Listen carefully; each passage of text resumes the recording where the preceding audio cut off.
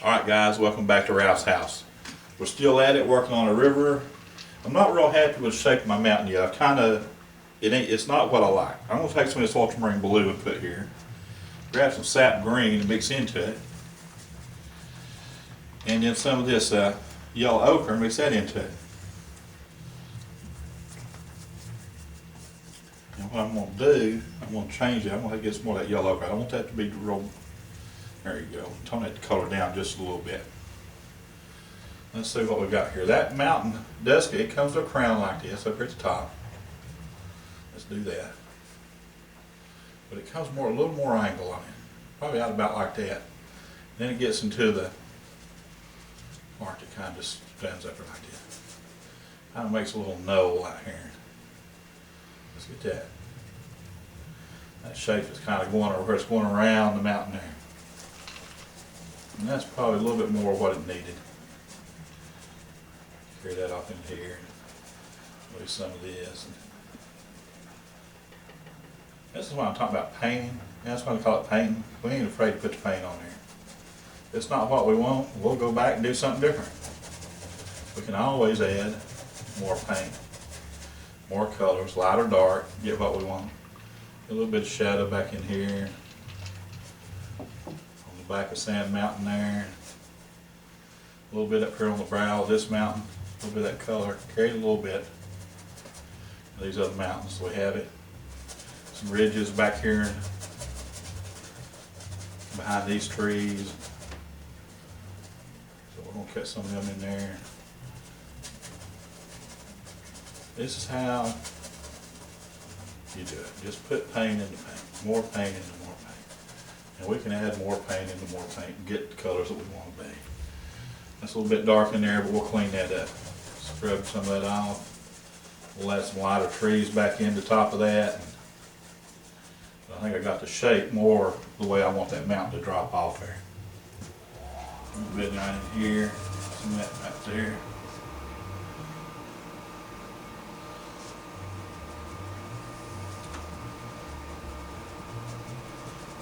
Coming down that valley, I'll scroll that off to the side a little bit.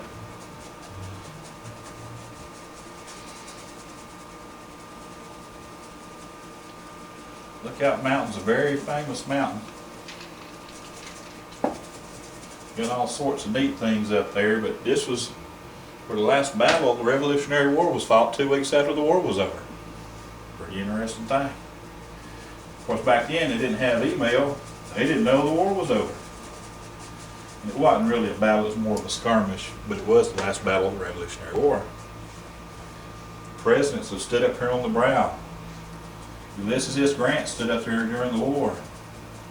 The Civil War, with General Sherman looked over, said, Atlanta's that way. And that's where they started their march towards Atlanta. It's up there on top of that mountain. It's a very, very famous mountain. Chattanooga's got a lot of history. I bet your town does too. Grab a paintbrush and tell the story. Tell the story of your town. What makes it special? What makes it unique? Now seldom do I put a color in a picture that I won't carry it several places. Because I can move things, we're going to move things around, forward and backwards. But I had to do that. It wasn't satisfied with the shape of that mountain, and we'll straighten that up in a little bit. We're still working on getting things where we want it to be.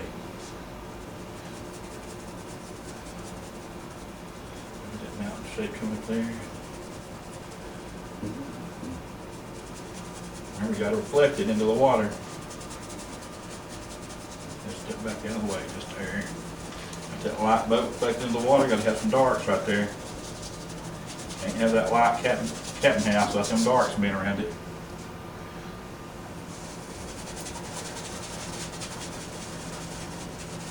Don't be afraid to let your strokes show.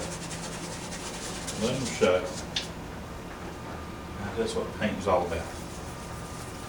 A little more ultramarine blue. Like that color. Y'all probably realized by now. You pull the colors into it and get all these different colors. Grab a little bit burnt sienna, mix in with it. Some more yellow ochre. I'm just making a dark green. That's what I want it to be. More green in it. Here's my dark green. Well, these trees here in the far, is that darker? Yeah, that's good. So we're still just trying to establish where all this stuff's going to be. These foreground trees, see. Remember, we decided the light is coming from this way. There's the back of that cabin. Don't want to cut it out. That's a good chimney color. And I know I'm standing in the way, but that's the way sometimes it has to be. But remember, green makes a good shadow color. See that under there? That side of the house is kind of in the shadow. A little bit in the doorway. That house, see? A little bit on that window that's over there. A little bit on that window over here. Now we got something we put our window, our posts that hold that porch up. You got something dark for them to jump out there with. Let's get some of that dark into the water. Right along the riverbank, the edge. There we go. That's some of this dark right down in here. This Tennessee River, all these trees grow right on that riverbank. Some of them will drop off every once in a while right into the river. I'm going to put a few of those in there, but the river's kind of washed out from under them. They've dropped off in the river. Shadow where it casts on the bank.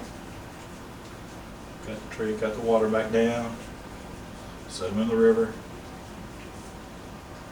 It's like they're kind of coming off that bank laying down in the water, don't it? That's what we're after. We got a dividing line between the bank and the river.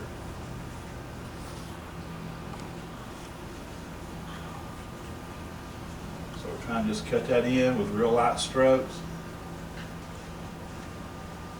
See how that sets the bank from the reflection. Guys, this is what paint's all about. Play and doing it and having a great time. You know, what can be better? What could be more fun than what we're doing right here? Keep the light of our sky coming through here. We'll have a little bit of dark in the water here. Look at Tennessee River. Give it a little stroke there. That part down here behind that.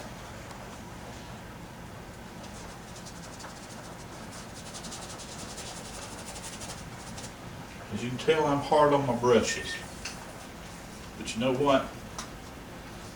Brushes aren't real expensive. And you learn to do it without picking. We're not picking, we're painting. Y'all come.